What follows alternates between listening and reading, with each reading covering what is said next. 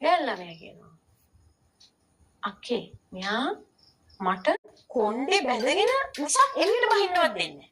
ඒ කියන්නේ කොණ්ඩේ දිග ඒ ගෑල්ලාගේ කොණ්ඩේ බඳින්න තුන් එළියට යන්න බෑ. තාම පිළිමිකට කොණ්ඩේ දකි. මේ හැම වෙලාවෙම තනිස්සෙන් පහලට තමයි එන මේ ඇඳුමක් අඳිනවා. ලිප්ස්ටික් එකක් ගෑවත් එයා අනුමත කරපු පාටවල් ටිකක් තියෙනවා එතන එහාට ගන්න බෑ. පිළිමියෙක් එක්ක නම් කතා කරන්න බෑ. අර ළමයි ඉතින් හිර විතරක.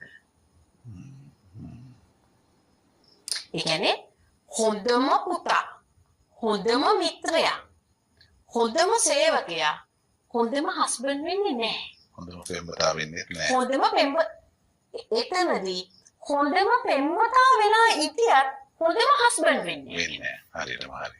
සමහර වෙලාවට අපි යාළුවලා ඉන්න කාලේ පට්ට සපෝටිව් වයිෆ්, ගර්ල්ෆ්‍රෙන්ඩ්. දැන් ගෑල්ලම ගියම යාළුවලා ඉන්න කාලේ